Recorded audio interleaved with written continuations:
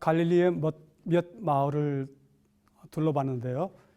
지금 이 시간은 갈릴리를 잠깐 떠났다가 다시 갈릴리로 돌아오는 그러한 여행을 시작해 보도록 하겠습니다.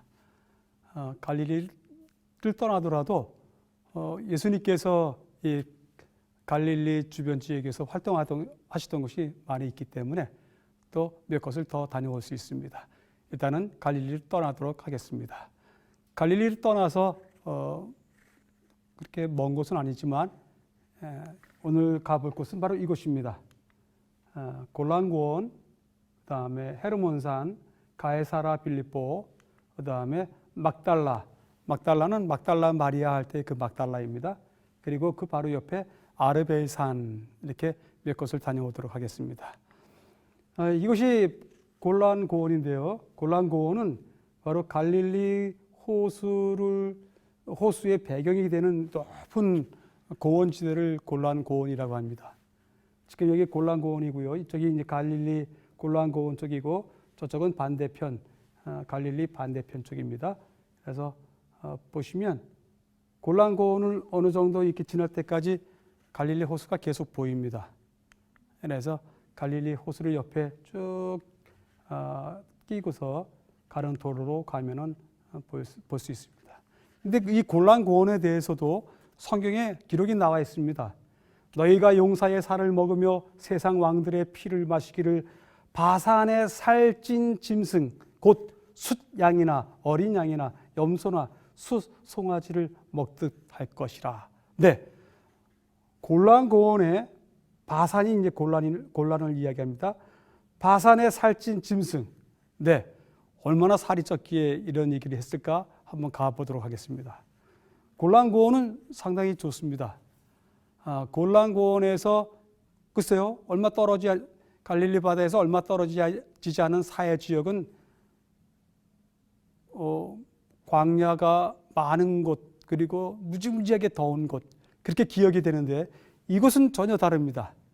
풀들이 가득하고 나무가 있는 곳, 물들이 가득한 곳, 그것이 골란고원입니다. 이 골란고원이 계속되면서 보십시오. 얼마나 푸른 초장이 넓게 이런 산이긴 하지만 이 산 등성이긴 하지만 등선 다 풀로 가득 차 있습니다. 그러기에 이 골란고원에서 살고 있는 짐승들은 정말 풍성히 먹을 수 있습니다. 또 그 골란의 한 가운데에는 아주 넓은 평야지대가 있어서 거기서 각종 과일들, 그렇죠? 특별히 이제 포도 단지가 아주 유명합니다. 가다 보면 소들을 만날 수 있는데요. 골란고원의 바산의 암소들입니다. 소들입니다. 엄청납니다. 잘 먹습니다. 평화롭습니다. 공기 좋습니다. 이것을 빗대어서 성경이 이렇게 이야기했던 것입니다. 정말 이 바산의 소들은 또 여기 보이시지만 말들은 정말 잘 먹고 살찐 소들과 말들이었습니다. 말씀드렸듯이 이 지역을 지나가다 보면 포도원들을 굉장히 많이 보게 됩니다. 이 포도원에서 이스라엘의 포도즙들이 대량으로 생산된다고 합니다. 이렇게 골란고원을 쫓아 올라가다 보면 옆에 커다랗고 하얀 산이 보입니다. 이 커다랗고 하얀 눈이 잘 녹지 않는 이 산이 헤르몬산입니다. 헤르몬산이 그렇다고 1년 내내 눈이 녹지 않은 것은 아닙니다. 한여름이 되면 이 산의 눈들도 다 녹아서 없어집니다. 그리고 다시 겨울이 찾아오면 눈이 쌓이고 그 눈이 5월달, 6월달까지 지속되는 것입니다. 이 헤르몬산 바로 가기 직전에 마을이 하나 있습니다. 그 마을이 있는데 그 마을이 가에사랴 빌립보입니다. 그러니까 이스라엘의 도시 중에서 제일 북단에 있는 도시입니다. 왜냐하면 헤르몬산 바로 밑에 있기 때문에요. 이 가에사랴 빌립보가 유명합니까? 네, 유명합니다. 어떤 입장에서 유명하죠? 이 예수님과 제자들의 그 사건이 이곳에서 있지 않았습니까? 예수와 제자들이 빌립보 가에사랴 여러 마을로 나가실세 길에서 제자들에게 물어가로되 사람들이 나를 누구라 하느냐. 이에 대해서 베드로가 유명한 고백을 하지 않습니까? 그 고백이 있었던 곳이 바로 이 가이사랴 빌립보입니다. 이 가이사랴 빌립보는 지금도 여전히 그 유적이 남아 있습니다. 로마 시대 때 아주 유명했던 왕의 휴양지이면서 가이사, 즉 로마 황제를 위해서 만든 도시이기 때문에 지금도 유적이 여전히 생생하게 남아 있습니다. 아그리빠 왕궁이라고 부릅니다. 아그리빠 왕의 왕궁 터인데요. 유적이 여전히 보존되어 있습니다.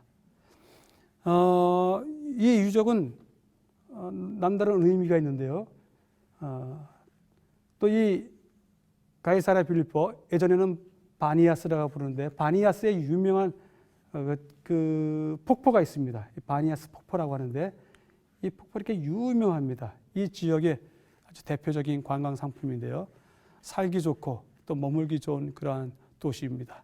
근데 제가 아까 이 왕의 궁정터에 대해서 이야기를 드렸습니다만 그 궁정터 바로 가기 직전에 이렇게 신전이 하나 있습니다. 이게 이제 바니아스인데요. 바니아스, 가이사랴 빌립보인데 가기 바로 직전에 있는 것이 이제 황제 가이사 아구스토를 위한 신전이 아주 큽니다. 대단히 크고 여전히 기반은 무너지지 않은 채로 남아 있는데요. 이거는 가이사 아구스토가 자신을 황제이면서도 신으로 추대해서 세운 신전입니다. 그러니까 가이사랴 빌립보에는 황제 신전이 있다는 것입니다. 황제의 신전이 있고 왕의 궁전이 있고 황제이지만 그가 신으로 추대받고 있는 그러한 동네였습니다. 그런데 이 동네에 또 하나 더 유명한 유적이 있습니다. 볼까요? 멀리서 보더라도 어마어마한 산에 돌산에 깊이 패인 동굴이 있고요. 그다음에 그 깊이 패인 동굴 옆에 무엇인가 상들을 놓았음직한 홀들이 여러 군데서 발견이 됩니다. 여기가 이제 가이사랴 빌립보의 한 지역입니다. 이 멀리 떨어져 있지 않습니다. 도시와 붙어 있습니다. 근데 이곳을 갖다가 신의 이름이 판입니다. 판 신전 사이트라고 합니다. 판 신전, 헬라의 신이었던 판, 그리고 그것이 이제 로마까지 이어지죠. 그 판의 신전터라고 알려진 것입니다. 여전히 상당히 많은 유적들이 남아있죠. 신전들의 흔적이 여전히 많이 남아 있습니다. 네, 제사드리던 제단들이죠. 여기에는 제단에 바쳐진 신상들이 보관되어 있었던 보관대입니다. 그리고 참으로 두렵기도 하고 놀라운 것은 이러한 바위산에 자연적으로 생긴 어마어마한 동굴이 있는 것입니다. 많은 사람들이 이 앞에 와서 와우 소리를 냅니다. 정말 상당히 큽니다, 동굴이. 근데 자연 동굴입니다. 누가 무엇을 파낸 것이 아니라 자연 동굴입니다. 바로 이 판 신전터에서 사람들이 어떻게 살았을까, 어떻게 보냈을까 하는 것을 보여주는 그림이 하나 있습니다. 여기 그 깊은 동굴 앞에 신전이 하나 있고요. 또 아까 많은 유적들이 남아 있었던 유적터에 또 신전이 있고요. 또 여기에는 그 옆에는 많은 사람들이 오고 가는 또 제사를 위해서 준비하는 또 터들이 남아 있습니다. 이렇듯 상당한 유물로 가득 차 있었던 판 신전터가 있었던 곳이 가이사랴 빌립보입니다. 그 요세푸스에 따르면 역사가 요세푸스 있죠? 그 역사가 요세푸스에 의하면 기원전 20년경에 헤롯에 의해서 이곳이 지어졌다 이렇게 이야기합니다. 결국 가이사랴 빌립보에는 황제 신도 있고 또 헬라 시대 때부터 내려왔던 이방신 판도 있었습니다. 그런 지역에 들어가서 예수님께서 제자들에게 물어보시는 겁니다. 너희는 나를 누구라 하느냐? 이렇게 물어봅니다. 의미가 있는 질문이었던 것 같습니다. 이제 헤르몬산도 좀 잠깐 같이 이야기를 해야 됩니다. 이번에 이야기할 것은 헤르몬산이 이렇게 가장 북부에 있지만 그렇게 멀지 않습니다. 이 헤르몬산, 내가 요단 땅과 헤르몬과 미사의 산에서 주를 기억하나이다 하면서 시편 기자가 기도를 하는데요, 노래를 하는데요. 헤르몬 산에서 주를 기억한다. 의미가 있는 것 같습니다만은 이 헤르몬 산이 왜 우리가 또 특별히 주의해서 살펴봐야 될 것 같으냐면 이 헤르몬 산과 지금은 헤르몬 산 앞에 있는 훌라 계곡을 봅니다만은 이 헤르몬 산과 갈릴리 호수가 관계가 있다는 것입니다. 여기 갈릴리 호수입니다. 헤르몬 산이 보입니다. 갈릴리 호수의 서편에서 바라보면, 특별히 이제 가이사랴에서 바라보면, 티베리아스에서 바라보면 잘 보입니다. 여러분들, 이 둘의 관계는 어떨까요? 갈릴리 호수와 헤르몬 산의 관계는 무엇일까요? 잘 보이죠? 여기가 이제 티베리아입니다. 티베리아에서 바라보는 헤르몬 산은 아주 크게 잘 보입니다. 이 관계는 뭐냐 하면 예수님과 제자들이 배에 탔을 때 큰 폭풍이 있지 않았습니까? 그 폭풍의 근원지가 바로 헤르몬 산이라고 보면 됩니다. 바람이 왜 붑니까? 갑자기 그렇게 큰 폭풍이, 돌풍이 왜 붑니까? 그것은 기후의 변화에 있습니다. 기후의 변화가 왜 이렇게 갑자기 생길까요? 여기에 보면 갈릴리 주변 지역을 보면 헤르몬 산에서 생기는 갑작스러운 기후의 변화가 곧바로 갈릴리 호수에 영향을 미친다는 것을 볼 수가 있습니다. 갈릴리에서 헤르몬까지 이렇게 돌아서 가면 64km라고 합니다. 그리고 갈릴리 기후의 변화의 주 요인으로서 그 헤르몬산이 지목이 되는 것입니다. 자, 그래서 저는 이 갈릴리 호수에 갔다가 잔잔히 일어나는 잔잔히 일어나는 파도를 보면서 그런 생각을 했습니다. 왜 그날은 그렇게 폭풍이 심했을까? 근데 그것은 또 무엇이라고 생각했을까? 저는 이렇게 생각했습니다. 폭풍의 근원지는 헤르몬산에 있습니다. 전혀 알지 못하는 일 때문에 갈릴리 호수에 폭풍이 몰아쳤습니다. 돌풍이 몰아쳤습니다. 우리는 종종 우리가 사는 인생사의 한 부분에 돌풍이 몰아쳐 오면 그것의 원인을 바로 근처에서 찾으려고 하는 때가 많이 있습니다. 그러나 바로 근처에 원인이 있지 않고 먼 거리에 원인이 있을 수도 있습니다. 내가 살아왔던 그 옛날서부터의 삶의 누적된 결과 때문에 지금 내 인생에 돌풍이 올 수도 있고, 제3자의 저 멀리 있는 제3자의 일의 그 미완성 때문에 그 미완성이 나에게 영향을 미침으로 인해서 내 인생이 어려워질 수도 있고 그렇다는 생각을 들었습니다. 그러기에 저는 제 인생의 먼 것에 대해서 정리하고 싶어졌습니다. 제 바로 주위의 것도 정리해야 되지만 먼 미래의 것에서부터 영향을 받지 않기로 그렇게 생각을 했던 적이 있습니다. 그런 교훈을 주기에 충분한 바닷가였습니다. 이제 여기서 조금 다시 이제 갈릴리 헤르몬산에서 내려와서 갈릴리 다시 찾았습니다. 갈릴리 동편에서부터 서편을 보면 갈릴리 서쪽에 아주 특별한 산이 하나 보입니다. 이 특별한 산이 정말 대단한 산이 하나 보이죠? 바로 갈릴리 호수 옆에 있습니다. 갈릴리 북쪽에 있습니다. 갈릴리 호수의 북쪽에 있는데요. 거의 북쪽 지역에 있는데 낭떠러지기 산입니다. 이 산을 아르벨 산이라고 합니다. 아르벨. 근데 이 아르벨 산은 직접적으로 성경에 나와 있는 사건은 없습니다. 근데 이 산은 아까 우리가 보았던 에인 게이브라고 하는 키부츠 호텔에서 바라보면 이 아르벨 산 뒤쪽으로 넘어지는 해 모습이 너무 아름답습니다.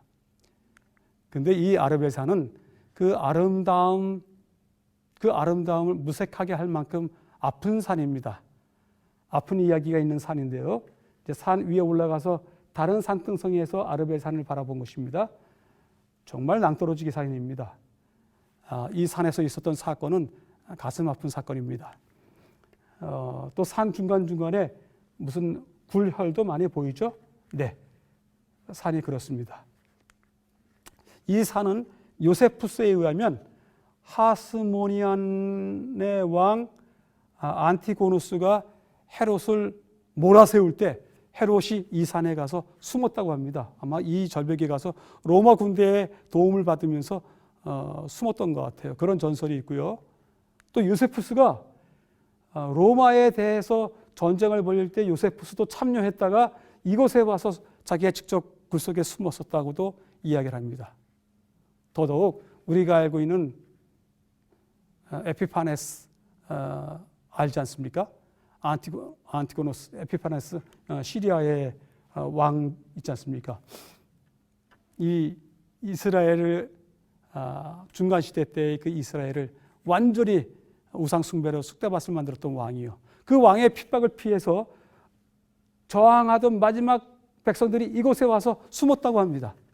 그런데 그 잡혔던 모든 백성들이 이 언덕에서 군대에 의해서 밀려서 추락해서 여기서 남았던 저항군이 대부분 다 죽었다고 합니다. 무기 쓰지 아니하고요, 절벽으로 밀었던 것입니다. 그리고 어떤 이들은 이 구렬에 숨었었는데 이 구렬에 숨어 있는 사람들을 위해서 때문에 위에서 밧줄을 타고 내려와서 이 동굴마다 불을 질렀다고 합니다. 그래서 유대 저항군들 모두 다 죽였다고 하는 그런 아픈 역사를 가지고 있는 산입니다. 바로 이 산 밑에 조그만 동네가 하나 있습니다. 조그만 동네가 하나 보이는데요. 이 조그만 동네가 막달라라고 하는 동네입니다. 막달라 마리아 아시죠? 막달라 마리아가 전체 이름이 아니고요. 여기 보면 또한 악귀를 쫓아내심과 병 고치심을 받은 어떤 여자들 곧 7 귀신이 나간 자 막달라인이라 하는 마리아와 막달라인 하는 거 보니까 막달라 사람입니다. 막달라 출신의 사람. 결국 막달라가 조그만 마을의 이름입니다. 그 막달라가 여기 있는데요. 많은 유적들이 발굴되고 있습니다. 이게 회당터입니다. 막달라의 회당터인데 이 회당터에서 많은 좀 진귀한 유적들을 보게 됩니다. 회당 마당에 마루에 깔려 있는 모자이크 모습을 보게 되고요. 그러니까 돌바닥이죠. 모자이크로 되어 있는 돌바닥이고 여기에도 보입니다만은 아주 이 막달라 회당터의 아주 기념비적인 유물이 바로 이것입니다. 유적이 이것입니다. 아주 커다란 돌을 하나 발견했습니다. 돌을 발견했는데 가게 아주 아름답게 이게 장식이 되어 있습니다. 양각이 되어 있습니다. 이 돌을 갖다가 마리아의 돌, 마리아 스톤이라고 부릅니다. 근데 이것이 유명한 까닭은 이 돌에 또 7 촛대가 여전히 그려져 있는 것입니다.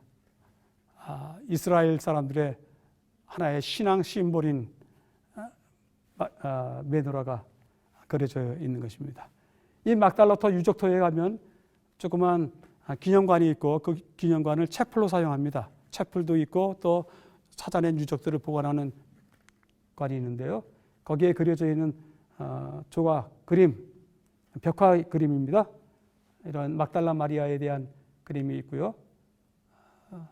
이 그림은 예수님께서 지나가실 때 손끝을 내밀어서 그의 옷을 붙잡고자 하는 그러한 모습을 이야기하는데요.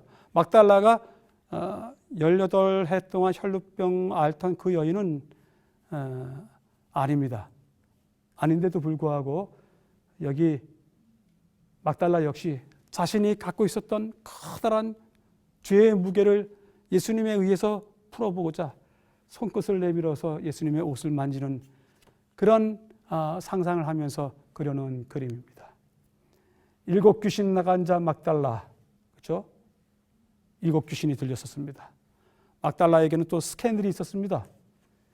스캔들이 있어서 부정한 여자로 취급을 당했습니다.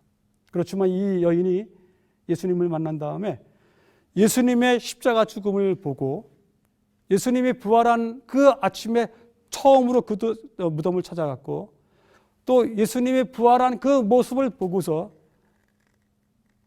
정말이지 많은 기록을 세웠습니다. 막달라는 그래서 막달라 마리아는 초기 교회에 예수님에 대한 상당히 중요한 증인입니다. 그래서 막달라 기념관도 의미가 있어 보였습니다. 오늘 여기 가이사라 빌립보, 헤르몬산, 막달라 또 아르베 산을 다녀오면서 느낀 점이 많이 있었습니다. 아픔과 기쁨과 또 감격적인 극적인 변화의 그러한 사건들도 보면서 많은 생각을 하게 되었습니다. 이제 갈릴리 지역에서의 마지막 봉사에 대해서 또 다음 강의에 계속하도록 하겠습니다.